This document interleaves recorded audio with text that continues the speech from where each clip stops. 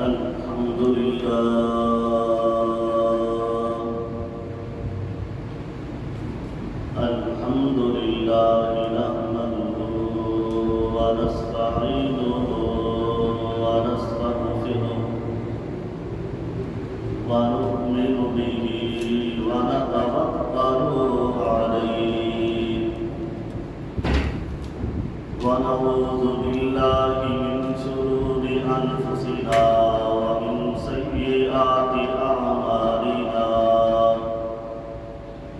من يهده الله فلا مضل له ومن يضلله فلا هادي له ونشهد أن لا إله إلا الله وحده لا شريك له وأشهد أن محمدا عبده ورسوله أما بعد فأعوذ بالله من الشيطان الرجيم بسم الله الرحمن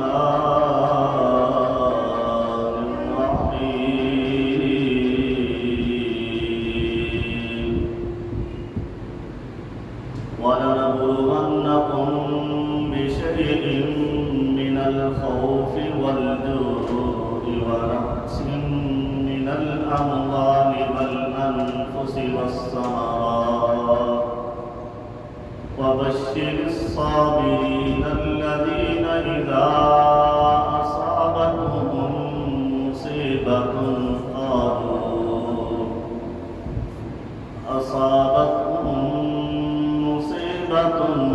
قالوا إنا لله وإنا إليه راجعون آمنت بالله صدق الله العظيم إن الله وملائكته يصلون على النبي يا أيها الذين آمنوا صلوا عليه وسلموا تسليما الصلاة والسلام عليك يا سيدي يا رسول الله وعلى آلك وصحبك يا سيدي يا حبيب الله الصلاة والسلام عليك يا سيدي يا نور الله وعلى آلك وصحبك يا سيدي يا خاتم النبيين بلغ العلا بكماله كشف الدجى بجماله حسنت جميع خصاله صلوا عليه وآله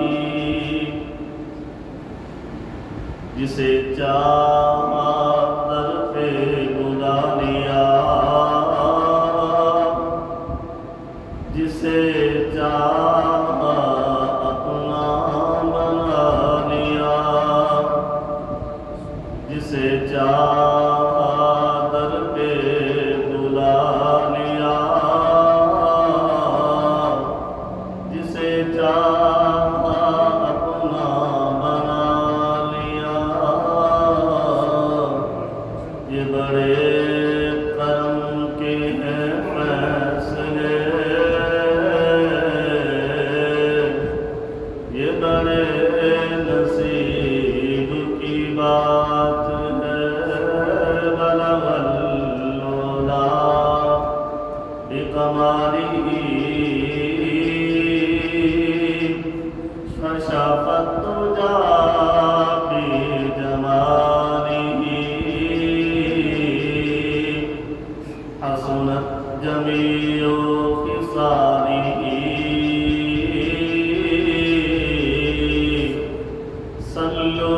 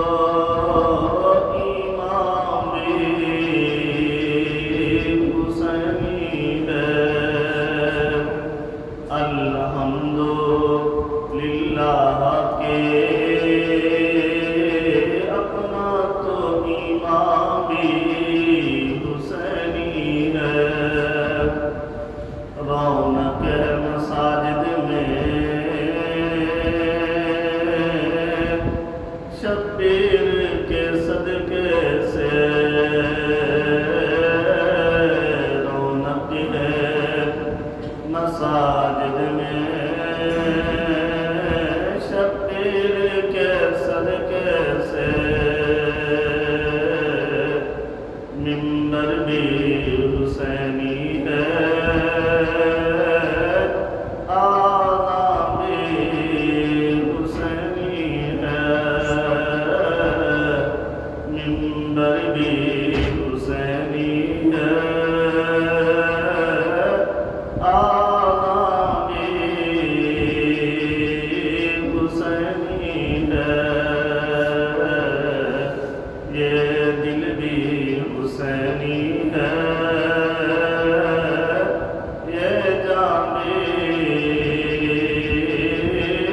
حسینی ہے کوئی مانے یا نہ مانے اپنا تو عقیدہ ہے کوئی مانے یا نہ مانے اپنا تو عقیدہ ہے ہر قاری کے ہونٹوں پر قرآن بھی حسینی ہے ہر قاری کے ہونٹوں پر قرآن بھی حسینی ہے یہ دل بھی حسینی ہے یہ جان بھی حسینی ہے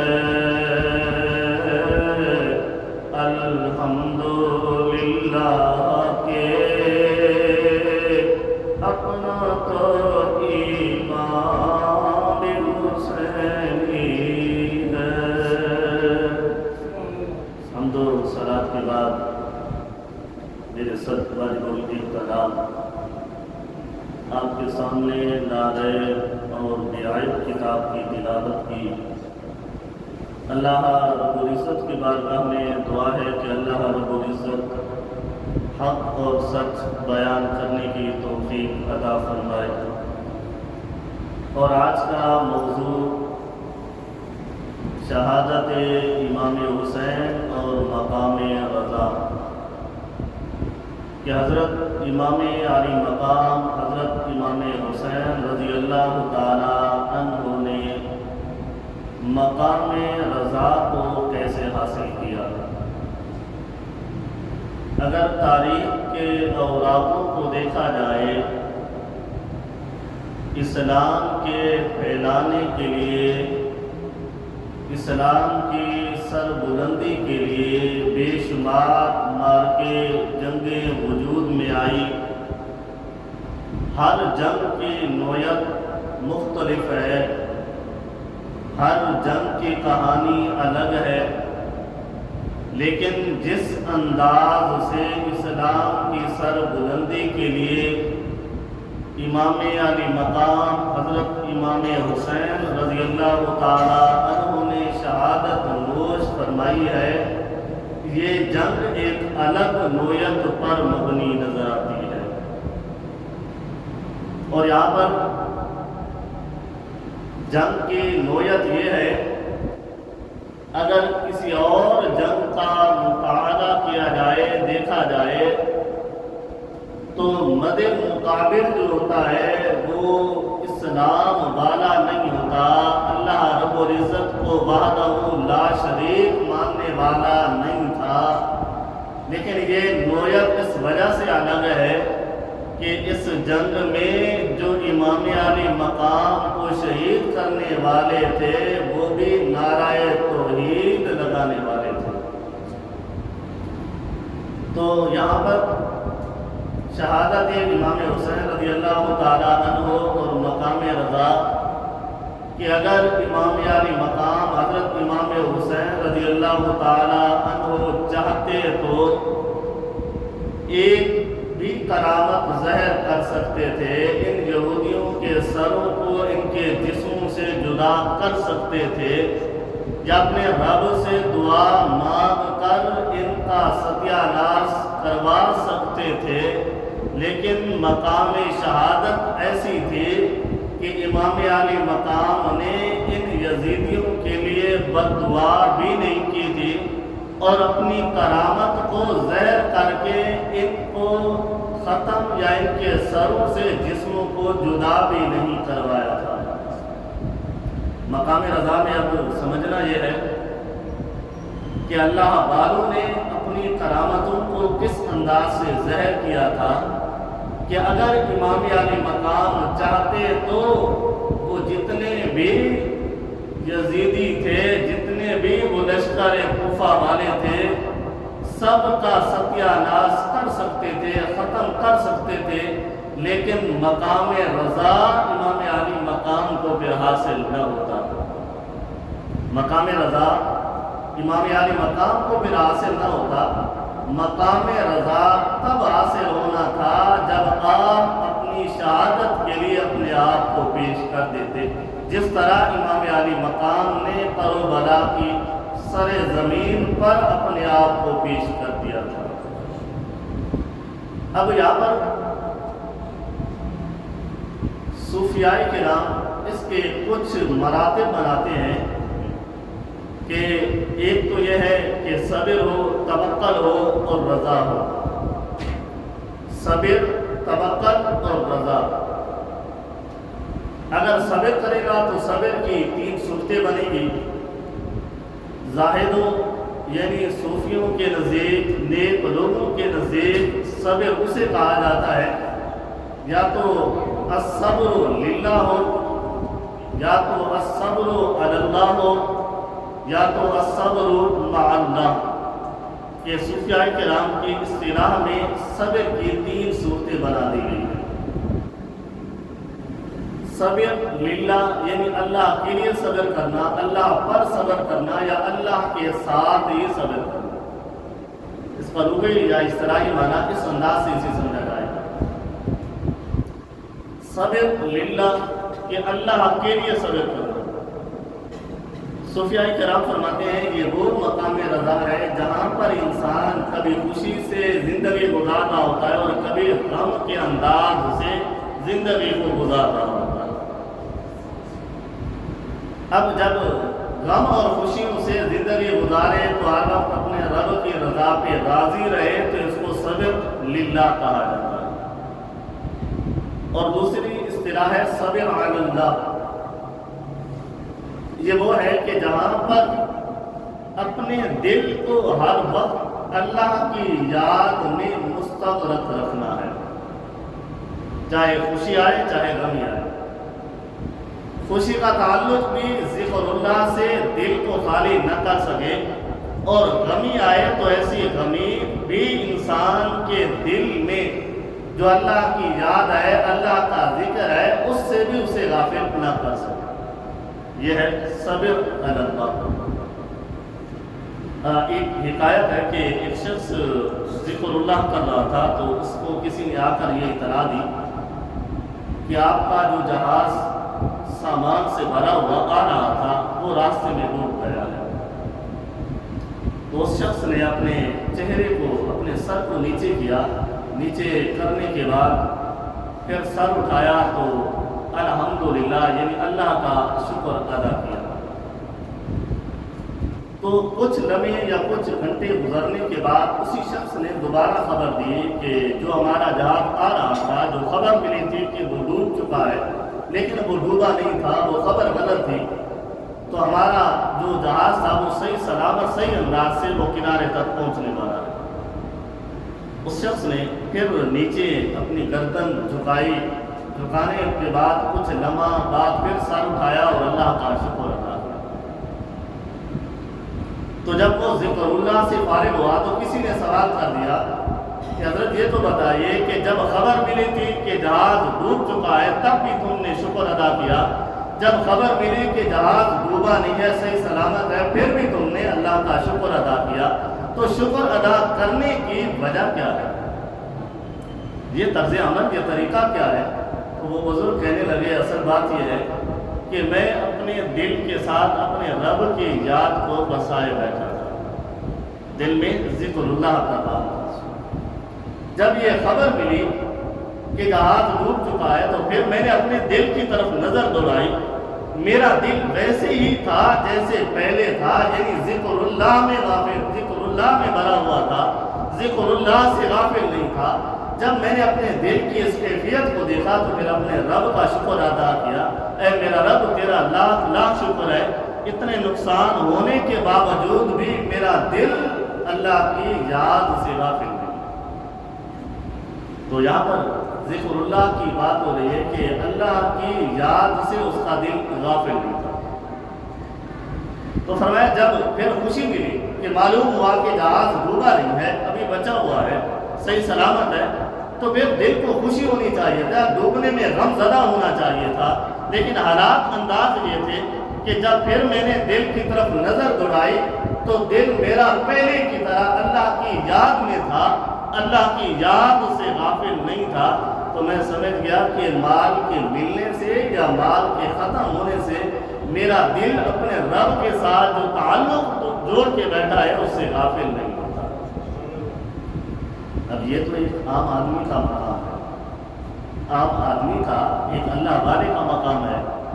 تو ہزاروں اللہ والے جمع ہو جائیں تو امام علی مقام کے قدموں کی خاک بھی نہیں بن سکتا۔ ہزاروں اللہ والے اکٹھے ہو جائیں، ان کی عبادات کو، ان کے ایمان کو اکٹھا کر دیا جائے تو پھر بھی امام علی مقام کے پاؤں کی خاک کے برابر بھی نہیں ہو سکتے۔ جب یہ مال کے ملنے یا نہ ملنے سے یہ اللہ کے یاد سے ان کا دل غافل نہیں ہوتا، تو پھر امام علی مقام کا ان یزیدیوں کو دیکھ کر اپنے رب کی یاد سے ان کا دل کیسے غافل ہو سکتا ہے؟ یہ ہے ایک انداز، یہ ایک نظام ہے کہ ایک اللہ والا ہو کر اپنے رب کی یاد سے غافل نہیں ہو سکتا، تو امام علی مقام اپنے بچوں کو کربلا کی سر زمین میں شہید کروا کے بھی اللہ کا شکر ادا کرتے رہے۔ کیوں؟ کہ ان کے دل میں ذرا برابر بھی ایسا لمحہ نہیں آیا تھا کہ وہ اپنے رب کی یاد سے غافل ہو کر اپنے بچوں کی یاد میں غمزدہ ہو جاتے۔ اب اس کو تھوڑا سا صبر مع اللہ سے سمجھتے ہیں کہ صبر مع اللہ کس چیز کو کہا جاتا ہے۔ صبر مع اللہ، جتنی بھی تکلیفیں ہو انسان کے اندر، جب وہ اللہ کی یاد میں آ جائے، اللہ کی یاد میں چل پڑتا ہے، تو وہ تکلیفیں انسان کو جو ہے اپنے رب کی یاد میں غافل بھی نہیں کر سکتی، اور ان تکلیفوں کا انسان جب اللہ کی یاد میں ہو تو وہ تکلیفیں پھر تکلیفیں بھی نہیں رہتی۔ صبر مع اللہ سے کہا جاتا ہے، یعنی انسان کو کوئی تکلیف پہنچی ہو اور اس کا دل اللہ کی یاد میں ہو، وہ تکلیف پہنچنے والی جتنی بھی بھاری قسم کی ہو، جتنے بھی وہ نقصان دہ ہو، اس کے جسم میں پیوست بھی ہو جائے، لیکن اللہ کی یاد میں جو بندہ رہتا ہے وہ تکلیف بھی اسے تکلیف نظر نہیں آتی۔ حضرت علی المرتضیٰ شیر خدا رضی اللہ تعالیٰ عنہ کا واقعہ ہے کہ حضرت علی المرتضیٰ شیر خدا رضی اللہ تعالیٰ عنہ کے جسم میں تیر یا نیزہ پیوست ہو گیا تھا۔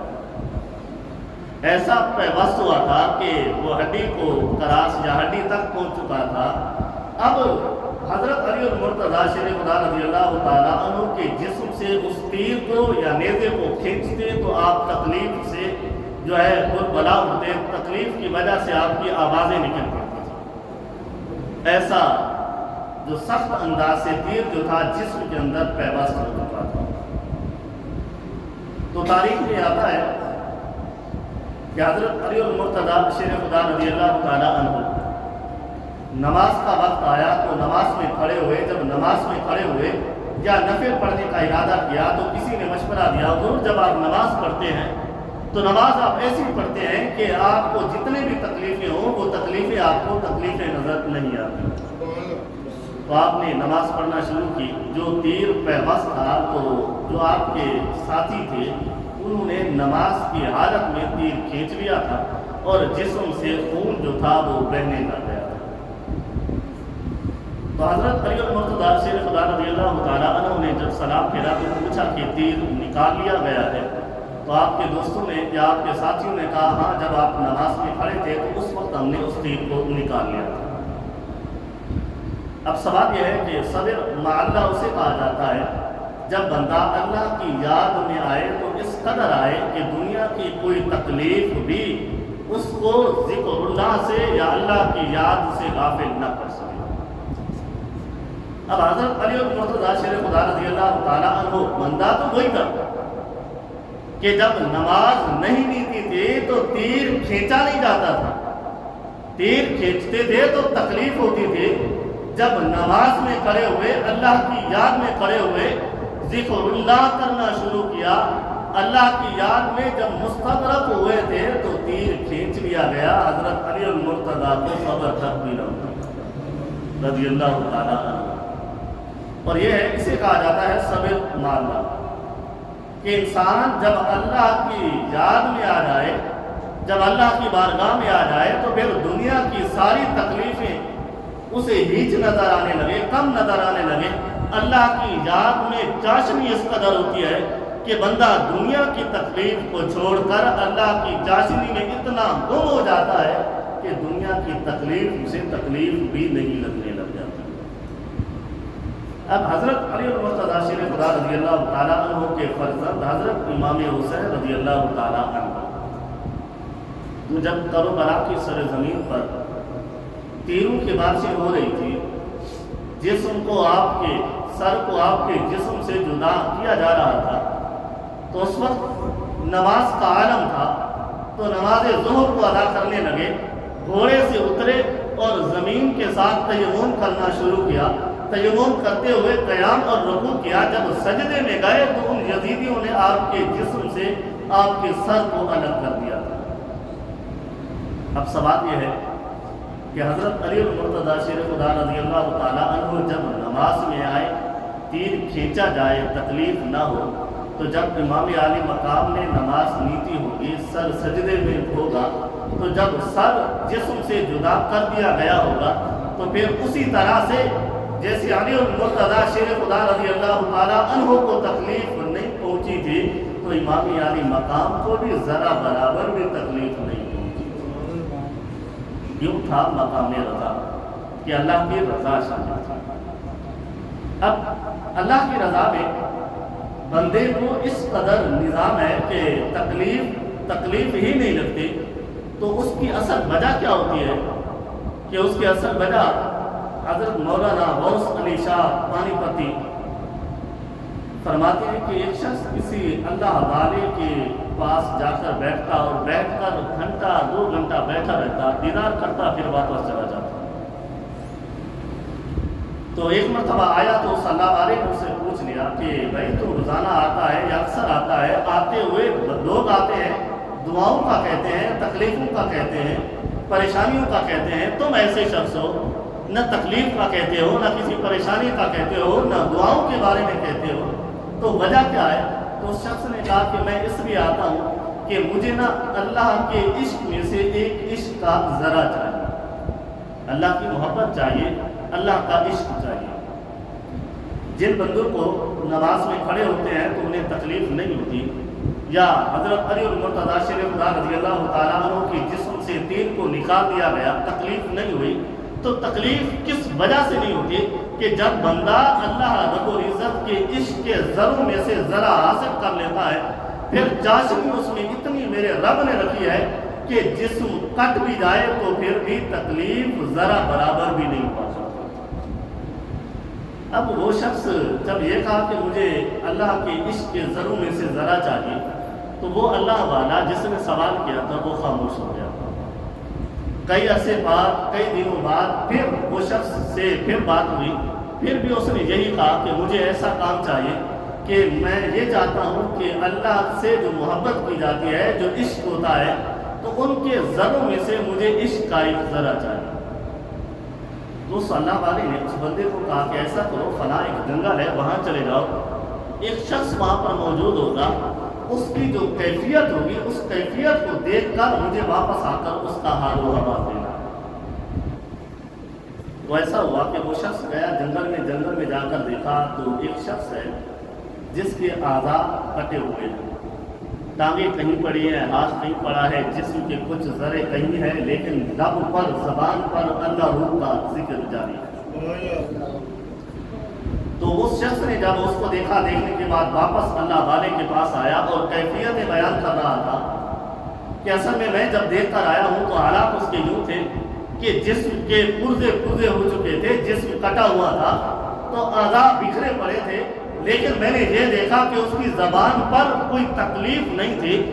کوئی بڑبڑا نہیں رہا تھا، تکلیف سے آہوزاری نہیں کر رہا تھا، جسم کٹا ہوا تھا، تکلیف ہونی چاہیے تھی، نہیں، بلکہ میں نے اسے دیکھا کہ اس کی زبان پہ پھر بھی اس کے رب کا نام جاری تھا،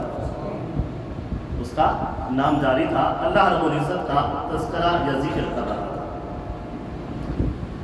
اب اس اللہ والے نے اس بندے کو بتایا کہ جب بندہ کوئی عشق سے نواز دیا جاتا ہے تو پھر میرے رب کا اس کے ساتھ تعلق بھی الگ بن جاتا ہے۔ اگر تو آیا ہے اللہ کے عشق کے ذرے لینے، اللہ کے عشق کا ایک ذرا لینے آیا ہوا ہے، جب اللہ کسی کو عشق دیتا ہے تو پھر اس بندے کی آزمائش کا نظام بھی پھر اسی طرح بنا دیتا ہے کہ اس کے جسم کے اعضاء کٹے ہوئے ہوں گے، پھر بھی اس کے زبان سے ناشکری کے الفاظ نہیں ہوں گے، آہوزاری کے الفاظ نہیں ہوں گے، رو نہیں رہا ہوگا، درد کی وجہ سے بلا نہیں رہا ہوگا، بلکہ اس کی زبان میں اس وقت بھی اللہ کا نام جاری ہوگا۔ تو جو اللہ نے عشق کا ذرا امام عالی مقام کو عطا فرمایا ہے، تو بتائیے اللہ نے ان کے درجات کو کتنا بلند فرمایا ہوگا۔ تو حضرت امام عالی مقام حضرت امام حسین رضی اللہ تعالیٰ عنہ مقام رضا کو حاصل کرنے کے لیے، یہ مقام رضا کی یہ پہلی صورتیں ہیں جو صوفیاء کرام نے بیان کی، جس کو اللہ نے عشق کا ذرا دیا، اس جیسے ہزاروں لوگ اکٹھے ہو جائیں تو بھی امام عالی مقام کے سینے کے اندر جو میرے رب نے اپنے عشق کے ذرات رکھے ہیں، ایک ذرے کے مقابل بھی نہیں ہو سکتے۔ جو جنگل میں پڑا تھا، جس کے اعضاء کٹے ہوئے تھے، اس جیسے ہزاروں بندے مل جائیں اور اتنا عشق انہیں مل جائے اور ایمان کی کیفیت اتنا مل جائے، پھر بھی ایسے لوگ امام عالی مقام کے پاؤں کی جو مٹی ہوتی ہے اس کے مد مقابل بھی نہیں ہو سکتے۔ اب یہ ایک انداز ہے، نظام ہے۔ تو اگر ہم یہ دیکھیں کہ حضرت امام عالی مقام رضی اللہ تعالیٰ عنہ پر ظلم و ستم کرو بلا کی سر زمین پر ہوا، وہ ایک الگ چیز ہے، لیکن اگر یہ دیکھیں کہ امام عالی مقام نے کرو بلا کی سر زمین پر اپنے رب کی رضا حاصل کرنے کے لیے اپنے بچوں تک کو قربان کر دیا، قربان کرنے کے بعد زبان سے شکوہ شکایت بھی نہیں آئی، کیونکہ مقام رضا حاصل کرنے کے لیے یہ لازم تھا کہ زبان سے شکوہ شکایت بھی نہ کی جائے۔ یہ مقام رضا ہے۔ اب مقام رضا میں امام عالی مقام سے پہلے ایک اللہ والے گزرے ہیں جن کا نام شیخ احمد شربینی علیہ رحمۃ، جامع کرامات اولیاء ایک کتاب ہے، امام یوسف نبہانی علیہ رحمۃ آج سے کئی سو سال قبل کے ایک مصنف گزرے ہیں، اس نے اس کتاب کو تصنیف کی، لکھا،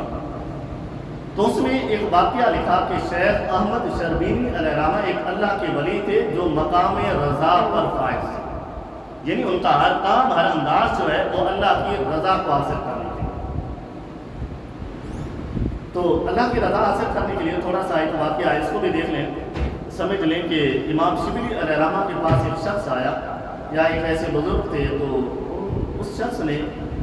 امام شبلی علیہ رحمۃ سے پوچھا کہ یہ بتاؤ کہ اللہ کی رضا کیسے حاصل ہوتی ہے؟ اس نے کہا اللہ کی رضا اس طرح حاصل ہوتی ہے کہ ہمیں کچھ مل جائے تو اس کو کھا لیتے ہیں، اگر کچھ نہ ملے تو اللہ کی رضا پر راضی ہو کر صبر اور شکر سے وقت گزار لیتے ہیں۔ اللہ کی رضا کیسے ہوتی ہے کہ اگر ہمیں کچھ کھانے کے لیے، پینے کے لیے مل جاتا ہے تو ہم اللہ کا شکر ادا کرتے ہیں، اگر نہ ملے تو ہم اللہ کا شکر صبر کر لیتے ہیں۔ تو یہ ہے مقام رضا میں پہنچنے کا انداز۔ تو اس شخص نے اس اللہ والے کو کہا کہ جو تم نے انداز اپنایا ہے نا، یہ انداز تو ہمارے علاقے کے کتوں کا ہوتا ہے، کہ کتے وہ ہوتے ہیں جنہیں مل جائے تو اپنے مالک کے دائیں بائیں گھومتے ہیں، نہ ملے تو بھی وہ صبر کر لیتے ہیں۔ تو اس اللہ والے نے اس بندے سے پوچھا اچھا تم بتاؤ کہ مقام رضا کیا ہوتا ہے؟ اس نے کہا مقام رضا اصل میں یہ ہوتا ہے اگر کچھ مل جائے تو وہ اللہ کے نام پر بھیج دیا جاتا ہے، وقف کر دیا جاتا ہے، لوگوں کو دے دیا جاتا ہے، اگر نہ ملے تو اللہ کا شکر ادا کیا جاتا ہے۔ یعنی تم تو کہتے تھے مل جائے تو کھا لیتے ہیں، نہ ملے تو صبر کرتے ہیں، لیکن مقام رضا یہ ہے کہ اگر مل جائے تو آگے خیرات کر دیتے ہیں، نہ ملے تو اللہ کا شکر ادا کرتے ہیں۔ تو یہاں پر شیخ احمد شربینی علیہ رحمۃ اس کا ایک اکلوتا بیٹا تھا اور جو حالت صغر میں تھا، یعنی بچپن کی حالت میں تھا، اور یہ فجر کی نماز کا وقت تھا، مصلی بچھائے بیٹھے تھے اور اللہ سے ان کی لو لگی ہوئی تھی،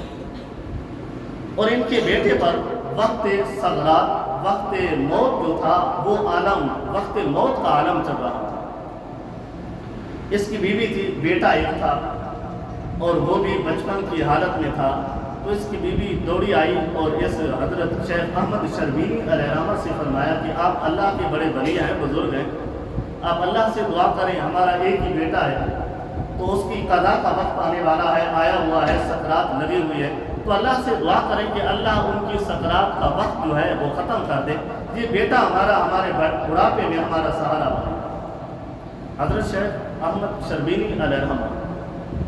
اپنی بیوی کی بات کی طرف توجہ نہیں دی، اپنا دل کا تعلق، اپنی زبان کا تعلق اپنے رب کے ساتھ لگائے رکھا۔ بیوی پھر گئی، اپنے بچے کو دیکھا، ماں تھی، تڑپ اٹھی، پھر آئی، دوڑی آئی، پھر اپنے شوہر کو کہا کہ بیٹے کے حالات بڑے خراب ہیں اور سکرات کا عالم ہے، آپ اللہ والے ہیں، اللہ سے دعا کیوں نہیں کرتے کہ اللہ رب العزت ہمارے اس بچے کی جان کو بخش دے اور یہ بچہ ہمارے بڑھاپے کا سہارا بنے۔ تو حضرت شیخ احمد شربینی علیہ رحمۃ پھر بھی خاموش تھے اور ان کی لو جو تھی اپنے رب کے ساتھ لگی ہوئی تھی۔ تو ان کی بیوی گئی، جا کر اس بچے کو اٹھایا، اٹھا کر جہاں پہ ان کی جائے نماز جہاں پر بیٹھے تھے اس کے سامنے رکھ دیا۔ اب باپ تھا، اپنے بچے کو تڑپتا ہوا دیکھا تو مقام رضا پر فائز تھا، مقام رضا سے ہٹا، اپنے رب سے دعا کی، مالک میرا ایک بیٹا ہے، اس کی روح قبض ہو رہی ہے، تو کرم فرما، میری عبادتوں کی لاج رکھ لے، اس کی روح کو واپس لوٹا دے۔ تو اللہ نے اس بچے کی روح کو واپس لوٹا دیا۔ اب سوال یہ ہے کہ اللہ والا شیخ احمد شربینی علیہ رحمۃ اپنے رب سے دعا کرے